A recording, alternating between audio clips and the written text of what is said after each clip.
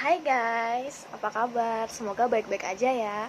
Mengingat wabah yang sedang terjadi di dunia maupun di Indonesia, yang tiap harinya banyak pasien yang terjangkit wabah ini, yakni COVID-19 atau Coronavirus Disease. Jadi untuk yang nonton video ini, pastikan kalian tetap di rumah, stay di rumah aja, karena penyebaran virus corona ini sangat cepat teman-teman. Oke, nonton video ini aja, karena video ini bermanfaat. Oke, jadi kita dari kelompok Galaksi, galak-galak tapi seksi. Keren kan? Keren dong kelompok kita. Yang beranggotakan aku, Devi, ada BK, Pamela dan Cantika. Di sini kita bakal nyampein sebuah topik yang menarik dan membutuhkan perhatian khusus dari banyak kalangan, terutama anak SMA. Nah, jadi tonton terus video ini, jangan di skip-skip karena ini bakal bermanfaat banget. Jadi topik yang bakal kita sampein adalah pencegahan pelecehan seksual verbal dan non-verbal. Non-verbal di sini itu fisik di kalangan anak SMA. Jadi objek yang kita ambil ada anak SMA. Nah, sebelumnya aku mau nanya, apakah para perempuan nih, cewek-cewek nih, di manapun, mau di sekolah, mau di rumah, itu pernah dari orang yang terdekat, bisa kakak, adik, temen, sahabat, saudara, semua, itu kalian tali beanya ditarik terus bunyi tek tek gitu. Nah, itu termasuk pelecehan teman-teman. Kalian bisa melawan dan bisa mencegah. Nah, saya tekan lagi di sini, kalian bisa ngelawan dan kalian bisa mencegah pelecehan itu terjadi. Dan bagi cowok-cowok nggak kalah nih, yang cowok-cowok, kalian pernah nggak sama teman kalian, saudara juga, keluarga, teman, sahabat, mau dicutek atau cubit tete, mohon maaf nih. Nah, itu termasuk bentuk pelecehan. Bahkan saya sendiri jujur pernah ngelakuin hal itu ke teman cowok saya. Contohnya gini, lu gua cutek ya lu, awas lu. Nah gitu contohnya teman-teman. Jadi bagi kalian yang pernah digituin, kalian boleh ngelawan dan kalian juga bisa mencegah hal itu terjadi. Nah, sebelum masuk ke topik pembahasan yang lebih dalam, kelompok kita punya slogan yang kece banget. Diikutin dan dilihat ya. Oke, kita masuk ke slogan yang keren ini. Jadi kalau aku bilang GAP, kalian jawabnya generasi anti pelecehan. Keren kan? Zaman now banget kan? Kelompok kita ulang sekali lagi. GAP, generasi anti pelecehan. Gimana? Keren kan? Keren, Galaksi. Baik, signposting, definisi dan bentuk pelecehan akan dijelaskan oleh BK. Hai. Oke, aku BK. Di sini aku mau bahas tentang signposting yang nantinya bakal dibahas di video selanjutnya. Jadi, berdasarkan topik yang udah dikasih tahu di awal tadi, apa aja sih yang bakal kita bahas? Nah, jadi poin-poin yang bakal kita bahas nanti adalah yang pertama, apa aja sih definisi dan macam-macam dari pelecehan seksual. Lalu yang kedua, ada bagaimana cara pencegahan dari pelecehan seksual tersebut. Lalu yang ketiga, ada apa aja sih contoh kasus di Indonesia yang pernah terjadi. Dan yang keempat, ada dampak dari pelecehan tersebut. Oke, daripada berlama-lama, kita langsung aja ke videonya. Oke, jadi mungkin topik ini adalah topik yang cukup familiar di telinga kalian, terutama kalangan anak-anak SMA. Tapi kenapa kita ambil topik ini? Karena kita tahu pelecehan seksual ini dari hal yang sederhana sampai hal yang paling fatal hingga saat ini masih saja terjadi di Indonesia, dan hal itu sangat-sangat disayangkan. Oleh karena itu kalian perlu tahu apa aja sih definisi sebetulnya dari pelecehan seksual dan juga apa aja macam-macam dari pelecehan seksual tersebut. Oke, jadi definisi pelecehan seksual sendiri adalah di mana terdapat perilaku pendekatan yang mengarah kepada hubungan seksual yang tidak diinginkan. Nah, lalu pelecehan seksual ini ada dua macam. Berdasarkan topik yang akan kita bahas, kita membahas mengenai dua macam pelecehan seksual, yakni yang pertama adalah secara verbal dan non verbal atau fisik. Nah, pelecehan verbal merupakan pelecehan yang terjadi melalui kata-kata. Nah, pelecehan verbal ini merupakan pelecehan yang sayangnya dinilai cukup lumrah di Indonesia. Kenapa? Karena sangat sering terjadi pelecehan verbal, baik yang sederhana maupun yang sampai kasar. Satu contoh yang paling sederhana dari pelecehan verbal yakni catcalling. Nah, kita tahu sendiri di Indonesia catcalling itu sangat-sangat sering terjadi. Bahkan hanya kita lewat di depan segerombolan lelaki bisa terjadi catcalling, baik dengan disiu atau dipanggil-panggil namanya, atau ada hal banyak lagi. Menurut CNN Indonesia, ada sekitar 58% dari 23.213 responden yang mengalami pelecehan verbal, dan sisanya mengalami pelecehan non-verbal atau fisik maupun mental. Nah, berdasarkan data yang sebanyak itu dan didominasi oleh wanita, sangat disayangkan kan? Nah, selain pelecehan verbal, ada juga pelecehan non-verbal. Nah, pelecehan non-verbal ini merupakan pelecehan yang berawal dari sentuhan yang tidak diinginkan yang mengarah kepada seks. Nah, ini bisa seperti memukul, menggigit, mencubit, memeluk, mencium, dan mungkin masih banyak lagi. Nah, menurut kami pelecehan non-verbal ini atau fisik merupakan pelecehan yang paling berat karena akibatnya sangat fatal, bisa mengenai psikis korbannya. Nah, jadi buat kalian para wanita maupun laki-laki, kalian harus tahu apa sih cara pencegahan yang tepat sebelum kalian mengalami pelecehan seksual tersebut. Dan kalian juga harus tahu apa aja contoh kasus yang ada di Indonesia supaya kalian bisa mengantisipasi agar kalian tidak terkena pelecehan seksual tersebut. Jadi, kalau mau tahu apa aja pencegahannya, kita lanjut ke video selanjutnya.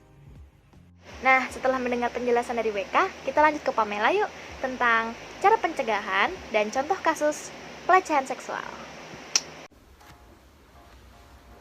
Halo teman-teman semua, nama saya Pamela. Nah, kalian kan sudah mendengar nih apa itu pelecehan seksual dan beberapa bentuk dari pelecehan seksual. Jadi saya akan masuk ke contoh kasus pencegahan. Nah, sebelum itu saya ingin bertanya, mungkin kalian pernah melihat atau mungkin kalian pernah melakukan bentuk kecil dari pelecehan seksual. Misalnya menarik tali BH, mencubit daerah privasi seperti mencubit bagian dada atau yang biasa kita sebut dengan cute. Nah, hal ini paling sering dilakukan oleh anak-anak sekolahan ya. Mungkin bagi kalian ini seperti bercandaan atau lelucon, tapi ini termasuk dalam bentuk pelecehan seksual. Nah, karena kita tidak mengetahui apa sih yang sebenarnya korban kita rasakan, apakah dia merasa terlecehkan atau mungkin dia juga merasa bahwa ini hanya lelucon saja. Bisa saja dia ingin melaporkan hal ini, mungkin dia merasa tidak nyaman, tetapi dia takut terkena victim blaming, di mana korbanlah yang disalahkan. Nah, victim blaming ini paling sering terjadi, terutama jika ada kasus pemerkosaan kepada wanita ya, terhadap wanita. Pasti paling sering disalahkan pakaian wanitanya, di mana dia dikatakan, wah bajunya terlalu terbuka atau sejenisnya. Ini termasuk dalam victim blaming. Nah, berangkat dari bercandaan dan lelucon tadi, ada beberapa kasus di Indonesia. Nah, yang salah satunya ini adalah kasus yang belum lama ini terjadi di Bolaang Mongondo. Jadi ada satu siswi SMK di Bolaang Mongondo yang mendapat perlakuan pelecehan dari teman sekelasnya. Jadi pelakunya ada 5 orang, 3 orang laki-laki dan 2 orang perempuan. Mereka melakukan pelecehan di kelas sembari menunggu guru datang. Tetapi para pelaku mengakui bahwa ini hanyalah sebuah lelucon dan bercandaan dalam menunggu guru. Jadi sebelum guru datang, mereka melakukan hal-hal ini untuk bercanda, tetapi ini termasuk dalam pelecehan. Dan apalagi temannya, salah satu pelaku, merekam dan mengupload video saat mereka melakukan pelecehan ini, sehingga hal ini tersebar di media sosial. Jadi saya dengan teman-teman saya di sini ingin menekankan bahwa kita tuh bisa melakukan pencegahan atas pelecehan seksual, bukan hanya mengatasinya, tapi menghindari dan mencegah terjadinya pelecehan seksual ini. Nah, hal yang pertama kita perlu ketahui itu adalah ciri-ciri atau perilaku orang yang ingin melakukan atau mengarah ke pelecehan seksual. Misalnya, contohnya ya, kita itu berada di gang yang sepi. Jadi sepulang sekolah atau sepulang dari mana saja kita melewati gang sepi, kemudian ada orang yang mengikuti kita harus secepat mungkin mencari tempat yang ramai, karena bisa saja orang itu melakukan hal yang tidak sewajarnya. Nah, yang kedua, kita harus membekali diri kita dengan bela diri. Nah, dengan adanya bela diri, kita itu bisa misalnya kayak tadi ya, contohnya misalnya kita ganti dengan ada segerombolan orang yang melakukan catcalling. Nah, dengan ilmu bela diri kita bisa bukan hanya lari karena ketakutan, kita bisa menantang kembali gitu. Kita bisa menanyakan kenapa kamu melakukan hal seperti itu termasuk tindak pelecehan seksual. Kan bisa membalikan fakta seperti itu. Nah, yang paling ampuh sebenarnya kalian tuh dapat menyiapkan senjata alami. Nah, bukan berarti kalian bawa senjata tajam ya. Kalian tuh bisa bawa semprotan kecil yang berisi, misalnya kalian masukkan air dan cabai atau merica. Nah, misalnya ada seseorang yang mulai mendekat dan kalian belum menemukan tempat ramai untuk berpindah atau untuk merasa aman, kalian bisa memakai semprotan itu kepada orang tersebut. Nah, setelah mendengar penjelasan dari Pamela, kita beralih ke Cantika yuk. Dia akan jelasin tentang dampak yang disebabkan oleh pelecehan seksual. Hai, saya Cantika. Nah, setelah mendengarkan pemaparan dari teman-teman saya tadi, gimana? Kalian udah sedikit lebih mengerti kan tentang apa pelecehan itu sendiri, apa jenis-jenisnya,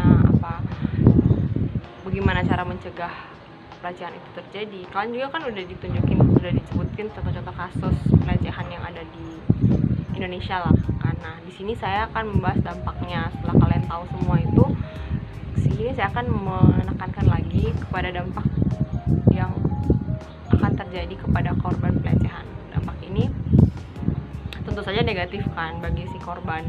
Nah, saya akan membahas 4 hal. 4 dampak yang terjadi kepada korban pelecehan seksual. Yang pertama yaitu trauma yang mendalam. Yang kedua mental breakdown. Yang ketiga insecure. Yang keempat, yang terakhir itu adalah bunuh diri. Parah banget kan. Nah, kita akan bahas dari yang pertama, trauma yang mendalam. Pertama-tama, korban pelecehan itu pasti akan selalu teringat-ingat akan hal yang mereka alami, hal-hal buruk apapun yang mereka alami, pelecehan itu sendiri pasti akan selalu teringat atau membekas di otak mereka. Hal tersebut itu bisa menyebabkan trauma yang mendalam, karena mereka tidak akan bisa lupa tentang hal itu, dan itu bisa mengakibatkan mereka menjadi lebih tertutup dan tidak terbuka kepada orang-orang di sekitar mereka, di sekeliling mereka. Lalu yang kedua ada mental breakdown. Orang-orang korban pelecehan itu pasti akan selalu merasa cemas. Selain mereka mengingat-ingat hal itu, pasti mereka mempunyai kepanikan dan cemas berlebihan. Mungkin karena takut hal itu akan terjadi lagi, atau ya pasti mereka tidak ingin dong hal itu terjadi lagi. Dan mereka itu akan selalu teringat-ingat perasaan cemasnya, perasaan paniknya itu akan selalu ada di diri mereka. Hal ini sebenarnya berakibat sangat fatal sih, kan yang bisa berujung-ujung ke insecure. Yang itu dampak yang ketiga, insecure. Korban pelecehan itu biasanya akan merasa diri mereka itu sudah kotor, tidak suci lagi, tidak seperti diri mereka yang sebelumnya, karena dari pelecehan tersebut itu pasti selalu membekas di diri mereka, bukan cuma di diri mereka, tapi di ingatan mereka. Mungkin yang dipegang bagian dada mereka, udah mandi, udah dibersihin pun pasti ingatan itu bakal ada di otak mereka, nggak bakal pernah hilang, nggak bakal pernah mereka lupain. Pasti mereka tuh akan selalu memikir kok, aduh diriku tuh udah nggak bersih lagi, aku tuh udah kotor, aku tuh udah nggak kayak aku yang dulu lagi, aku merasa nggak pantas. Hal-hal seperti ini, keinsecurean seperti ini juga menjadi dampak loh dari adanya pelecehan seksual yang lebih parahnya lagi bisa menuju ke arah kematian atau bunuh diri. Orang-orang kalau sudah tidak kuat menanggung rasa panik, rasa cemas, rasa insecure itu yang selalu mungkin terbayang-bayang di otak mereka, yang selalu ada di otak mereka, maka hal itu akan menyebabkan mereka merasa tidak pantas hidup. Kayak, apa sih aku hidup?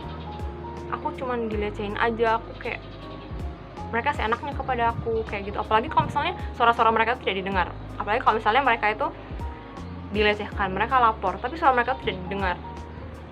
Hal itu kan parah banget kan, apalagi kalau yang melecehkan itu orang-orang terdekat mereka, orang yang mereka percaya. Hal itu tuh bisa benar-benar menjatuhin mental mereka, dan itu bisa mengakibatkan mereka bunuh diri karena udah yang kayak, untuk apa aku hidup kalau aku, bahkan orang-orang terdekatku aja melakukan ini kepada aku kan.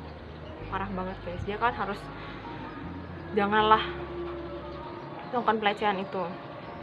Nah, selain dampak-dampaknya, sebenarnya kalian semua tuh pasti udah tahu sih dampak-dampak dari pelecehan itu seperti apa. Aku di sini hanya untuk menekankan lagi agar kalian itu sadar, apalagi di usia-usia kalian ini kan, pelecehan kecil ya mungkin menurut kalian bercandaan doang kok, guyonan yang kayak gitu tuh kalian kan nggak tahu kan teman kalian itu merasa seperti apa.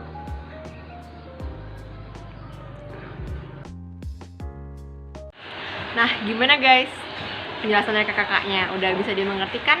Nah, sebelum kita mengakhiri video kita jargon lagi yuk sekali lagi. Ayo, gimana tadi? GAP, generasi anti pelecehan. Yeay.